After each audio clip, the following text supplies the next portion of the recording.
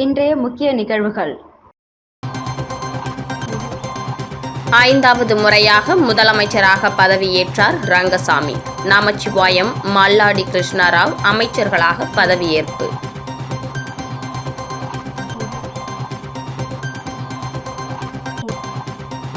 வறுமை கோட்டிற்கு மேல் உள்ள குடும்பங்களுக்கு ரூபாய் 3 லட்சம் மருத்துவ காப்பீடு. முதலமைச்சர் பதவியேற்றவுடன் முதலமைச்சர் ரங்கசாமி முதல் கையெழுத்து.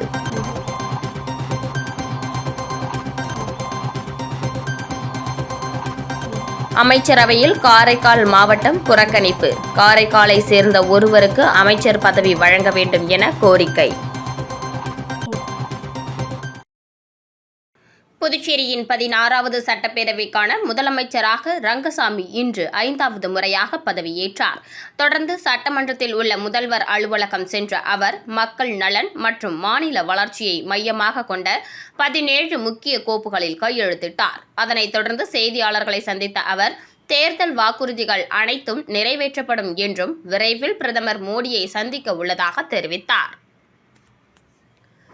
புதுச்சேரியில் 16வது சட்டப்பேரவைக்கான புதிய அரசு பதவியேற்பு விழா புதுச்சேரியில் உள்ள லோக்பவனில் இன்று நடைபெற்றது. இந்த நிகழ்ச்சியில் முதலமைச்சராக 5வது முறையாக ரங்கசாமி பதவியேற்றுக் கொண்டார். அவருக்கு துணைநிலை ஆளுநர் கைலாஷ்நாதன் அவருக்கு பதவி பிரமாணம் செய்து வைத்தார். தொடர்ந்து பாஜகவின் நமச்சிவாயம் மற்றும் என்ஆர் காங்கிரசின் மல்லாடி கிருஷ்ணராவ் ஆகியோர் அமைச்சர்களாக பதவியேற்றுக் கொண்டனர். தொடர்ந்து முதல்வராக பதவியேற்றவுடன் சட்டமன்றத்தில் தனது அலுவலகம் சென்ற முதலமைச்சர் ரங்கசாமி 17 முக்கிய அறிவிப்புகளை வெளியிட்டு கல்வி, சுகாதாரம், வேலைவாய்ப்பு, தொழில் வளர்ச்சி, விளையாட்டு மற்றும் உட்கட்டமைப்பு மேம்பாடு ஆகிய துறைகளுக்கு முன்னுரிமை அளிக்கும் முக்கிய கோப்புகளில் கையெழுத்திட்டுள்ளார். அதன்படி புதுச்சேரியில் 100% எழுத்தறிவு இலக்கை எட்டுவது, ஒவ்வொரு மண்டலத்திலும் மாதிரி பள்ளிகளை அமைப்பது, டிஜிட்டல் நில அளவீடு, கிராமப்புற சாலை மேம்பாடு, 939 காலி பணியிடங்களை நிரப்புதல், புதுச்சேரி தேர்வாணையத்தை வலுப்படுத்துதல், தொழில்துறை மற்றும் தகவல் தொழில்நுட்ப பூங்காக்கள் அமைத்தல் உள்ளிட்ட திட்டங்களும் அறிவிக்கப்பட்டுள்ளன. ஜிப்மர் நிறுவனத்தின் உறுப்பு மாற்று அறுவை சிகிச்சை மையம் மற்றும் மேம்பட்ட விபத்து சிகிச்சை மையம் அமைப்பதற்கும் நிலம் ஒதுக்கீடு செய்யப்பட்டுள்ளது. மருத்துவ சேவைகளை விரிவுபடுத்தும் நோக்கில் வறுமை கோட்டுக்கு மேல் உள்ள குடும்ப அட்டைதாரர்களுக்கும் ரூபாய் 3 லட்சம் வரை மருத்துவ காப்பீடு வழங்கப்படும் என அறிவிக்கப்பட்டுள்ளது. பல்வேறு கோப்புகளில் கையெழுத்திட்ட பின்னர் செய்தியாளர்களை சந்தித்த ரங்கசாமி பேசியதாவது, மஞ்சள் குடும்ப அட்டை வைத்திருப்பவர்களுக்கு மருத்துவ காப்பீடு வழங்குவதற்கான கோப்புகளில் கையெழுத்திட்டுள்ளதாக தெரிவித்த ரங்கசாமி, மாநிலத்தின் மருத்துவ உட்கட்டமைப்பை மேம்படுத்துவதற்கான பல்வேறு திட்டங்களும் செயல்படுத்தப்பட உள்ளதாக கூறினார். மேலும் விளையாட்டுத்துறையை மேம்படுத்தும் நோக்கில் புதிய விளையாட்டு மைதானங்கள் அமைப்பதற்கான நடவடிக்கைகளும் ஒப்புதல் வழங்கப்பட்டுள்ளதாக தெரிவித்தார். சேதராப்பட்டு பகுதியில் தொழிற்பேட்டை உருவாக்கும் திட்டம் முன்னெடுக்கப்பட்டு வருவதாகவும் அதன் மூலம் புதுச்சேரி இளைஞர்களுக்கு அதிக வேலைவாய்ப்புகளை உருவாக்க நடவடிக்கை எடுக்கப்படுவதாகவும் அவர் கூறினார்.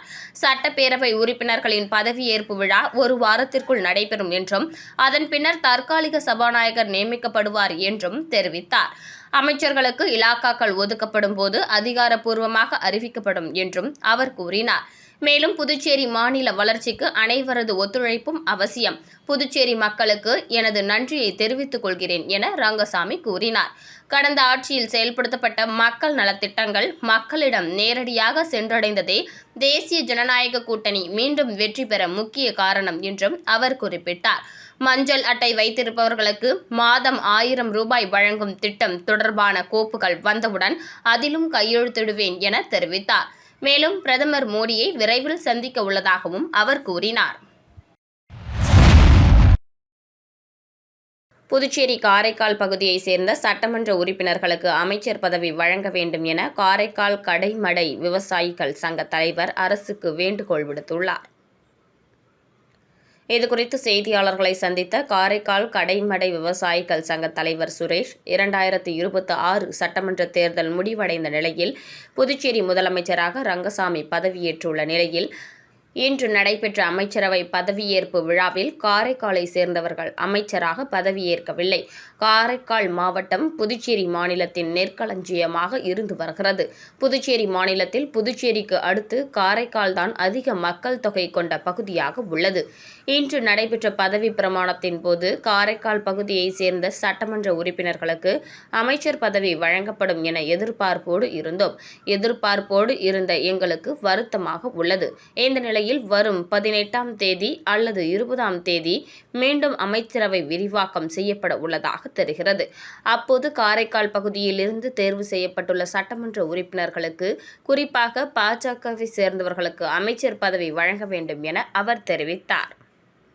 பாரதிய ஜனதா கட்சிக்கு காரைக்காலில் இருக்கா இல்லையா, அங்கே பார்த்தீங்கன்னா இந்து முஸ்லீமு எல்லா சமுதாயத்தையும் சார்ந்தவங்க தான் அதிகமாக இருக்காங்க. இன்றைக்கி எல்லாருமே இன்றைக்கி அங்கே வாக்களிச்சிருக்காங்க.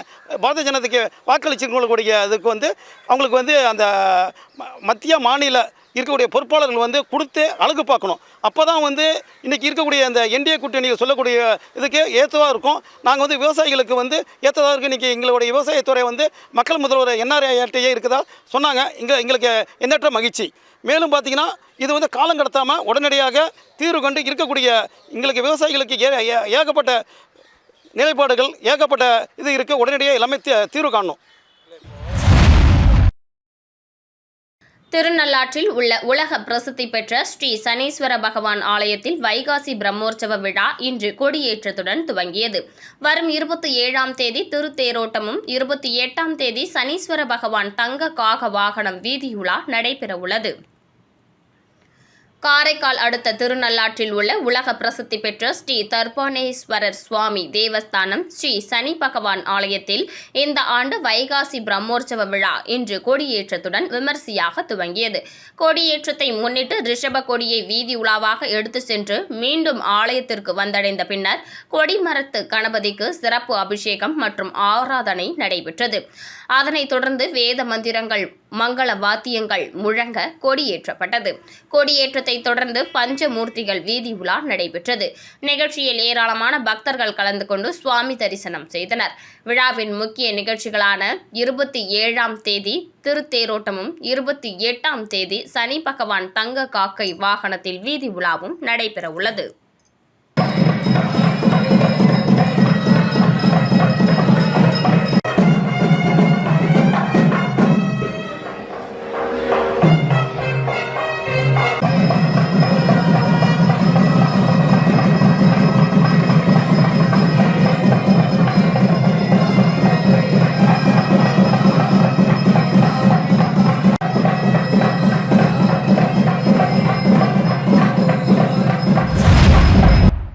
விளம்பர இடைவேளைக்கு பிறகு செய்திகள் தொடரும். இருக்கு சம்மர் டென்ஷன் எதுக்கு? இருக்கு சம்மர் டென்ஷன் எதுக்கு? தனம்ல ஏசி வாங்கி சம்மரை சில் பண்ணுங்க. தனம் சேல் சென்டர், காமராஜ் சாலை, பாண்டிச்சேரி. செய்திகள் தொடர்கின்றன. புதுச்சேரியில் 5வது முறையாக முதல்வர் ரங்கசாமி பதவியேற்றதை தொடர்ந்து திருபுவனை தொகுதி மதகடிப்பட்டு பகுதியில் என்ஆர் காங்கிரஸ் முன்னாள் எம்எல்ஏ கோபிகா தலைமையில் இனிப்பு வழங்கி கொண்டாடப்பட்டது. புதுச்சேரியின் முதலமைச்சராக அகில இந்திய என்ஆர் காங்கிரஸ் தலைவர் என்ஆர் ரங்கசாமி 5வது முறையாக பதவியேற்றார். லோக் நிவாஸில் நடைபெற்ற விழாவில் துணைநிலை ஆளுநர் கே கைலாசநாதன் அவருக்கு பதவி பிரமாணம் செய்து வைத்தார். ரங்கசாமி புதுச்சேரி முதல்வராக 5வது முறையாக பதவியேற்று சாதனை படைத்துள்ளார். இதனைத் தொடர்ந்து புதுச்சேரி முழுவதும் அவரது ஆதரவாளர்கள் பல்வேறு இடங்களில் பட்டாசு வெடித்து இனிப்பு வழங்கி வெகு சிறப்பான முறையில் கொண்டாடி வருகின்றனர். அதன் ஒரு பகுதியாக புதுச்சேரி மாநிலம் திருபுவனை சட்டமன்ற தொகுதிக்கு உட்பட்ட மதகடிப்பட்டு பகுதியில் முன்னாள் சட்டமன்ற உறுப்பினர் கோபிகா தலைமையில் பொதுமக்களுக்கு இனிப்பு வழங்கி வெகு சிறப்பான முறையில் கொண்டாடப்பட்டது. இதனைத் தொடர்ந்து முன்னாள் சட்டமன்ற உறுப்பினர் கோபிகா பத்திரிகையாளர்கள் சந்திப்பில் பேசுகையில், புதுச்சேரி முதல்வர் ரங்கசாமி 5வது முறையாக பதவியேற்றதை மிக சிறப்பான முறையில் கொண்டாடும் விதமாகவும், திருபுவனை தொகுதியில் தனக்கு வாக்களித்த பொதுமக்களுக்கு நன்றி தெரிவிக்கும் விதமாகவும் மீண்டும் புதுச்சேரியில் என்ஆர் காங்கிரஸ் தலைமையிலான ஆட்சி அமைந்ததற்கு வாழ்த்துக்களையும் தெரிவித்தார். மேலும் என்ஆர் காங்கிரஸ் அரசின் பொற்கால ஆட்சி இனி தொடர்ந்து கொண்டே இருக்கும் என்றும் இது ஏழை எளிய மக்களுக்கான ஆட்சி என்றும் தெரிவித்தார். புதுச்சேரியில் என்ஆர் காங்கிரஸ் கட்சி ஆட்சி அமைந்ததை தொடர்ந்து முடி காணிக்கை செலுத்தி வேண்டுதலை நிறைவேற்றிய என்ஆர் காங்கிரஸ் தொண்டர். நடைபெற்ற புதுச்சேரி சட்டப்பேரவைக்கான பொதுத் தேர்தலில் என்ஆர் காங்கிரஸ் கட்சி 12 இடங்களில் வெற்றி பெற்றது.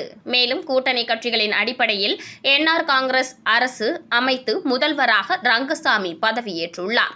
என்ஆர் காங்கிரஸ் மீண்டும் ஆட்சி அமைய வேண்டிக் கொண்ட வில்லியனூர் தட்டாஞ்சாவடியை சேர்ந்த முதல்வரின் விசுவாசியான தனபால் தனது ஊரில் உள்ள ஸ்ரீ வீரபுத்திரர், ஸ்ரீ காளிகாம்பாள் மற்றும் ஸ்ரீ பாலமுத்து மாரியம்மன் ஆலயத்தில் வேண்டுதல் வைத்திருந்தார். தனது வேண்டுதல் நிறைவேறியதை தொடர்ந்து தனபால் முடிகாணிக்கை செலுத்தி சிறப்பு பூஜைகள் செய்து அன்னதானம் வழங்கினார். மேலும் தேர்தல் பணிகளை முன்னின்று சிறப்பாக செய்து கட்சியின் வெற்றிக்காக பாடுபட்ட புவனா என்கிற புவனேஸ்வரனுக்கு அவர் தனது நன்றியை தெரிவித்துக் கொண்டார்.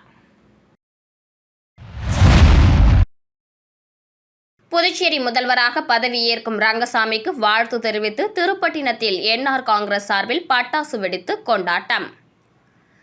புதுச்சேரி சட்டமன்ற தேர்தலில் தேசிய ஜனநாயக கூட்டணி அதிகப்படியான இடங்களை கைப்பற்றி ஆட்சியை தக்க வைத்துள்ளது. இந்த நிலையில் 5வது முறையாக முதலமைச்சராக பதவியேற்கும் ரங்கசாமியை வரவேற்கும் வகையிலும் அவருக்கு வாழ்த்து தெரிவித்தும் என்ஆர் காங்கிரஸ் திருப்பட்டினம் தொகுதி பொதுச் செயலாளர் NG விஜயகுமார் ஏற்பாட்டில் 100க்கும் மேற்பட்ட என்ஆர் காங்கிரஸ் பொறுப்பாளர்கள் மற்றும் தொண்டர்கள் திருப்பட்டினம் கடைவீதியில் பட்டாசு வெடித்தும் இனிப்புகள் வழங்கியும் கொண்டாடினர். அப்போது முதலமைச்சர் ரங்கசாமி வாழ்க என முழக்கமிட்டு தங்களது மகிழ்ச்சியை வெளிப்படுத்தினர். இந்த நிகழ்ச்சியில் பெண்கள் உள்ளிட்ட 100க்கும் மேற்பட்ட என்ஆர் காங்கிரஸ் தொண்டர்கள் கலந்து கொண்டனர்.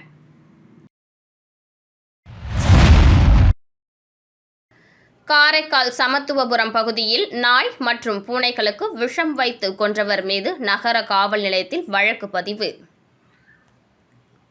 காரைக்கால் மாவட்டம் சமத்துவபுரம் பகுதியில் நாய், பூனை உள்ளிட்ட விலங்குகள் மர்மமான முறையில் இறப்பதாக கிடைத்த தகவலின் பேரில் ஹாப்டைல் அனிமல் ஃபவுண்டேஷன் அமைப்பினர் அப்பகுதியில் இது குறித்து விசாரித்த போது அங்குள்ள நபர் ஒருவர் கோழிகளை வளர்ப்பதற்காக நாய், பூனைகளுக்கு விஷம் வைத்து கொன்று இருப்பதாகவும் அந்த நபர் தொடர்ந்து நாய், பூனைகளை துன்புறுத்தி வருவதாகவும் அப்பகுதி மக்கள் தெரிவித்ததை அடுத்து இதுகுறித்து ஹாப்டைல் அனிமல் ஃபவுண்டேஷன் அமைப்பின் தலைவர் சிறில் இருதயராஜ், மாவட்ட காவல் கண்காணிப்பாளர் மற்றும் நகர காவல் நிலைய ஆய்வாளருக்கு புகார் அளித்ததை தொடர்ந்து காரைக்கால் சமத்துவபுரம் பகுதியை சேர்ந்த பஷீர் மற்றும் அவரது மனைவி பர்வீன் ஆகியோர் மீது நகர காவல் நிலையத்தில் வழக்கு பதிவு செய்யப்பட்டுள்ளது.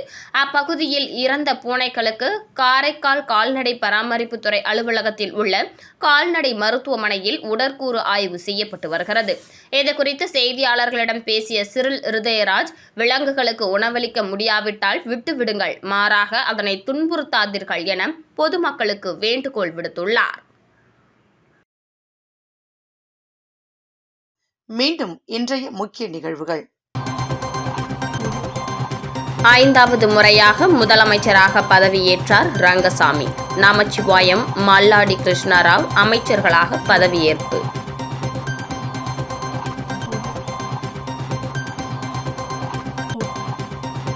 வறுமை கோட்டிற்கு மேல் உள்ள குடும்பங்களுக்கு ரூபாய் 3 லட்சம் மருத்துவ காப்பீடு. முதலமைச்சர் பதவியேற்றவுடன் முதலமைச்சர் ரங்கசாமி முதல் கையெழுத்து.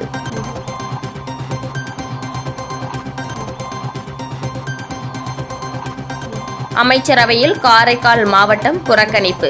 காரைக்காலை சேர்ந்த ஒருவருக்கு அமைச்சர் பதவி வழங்க வேண்டும் என கோரிக்கை.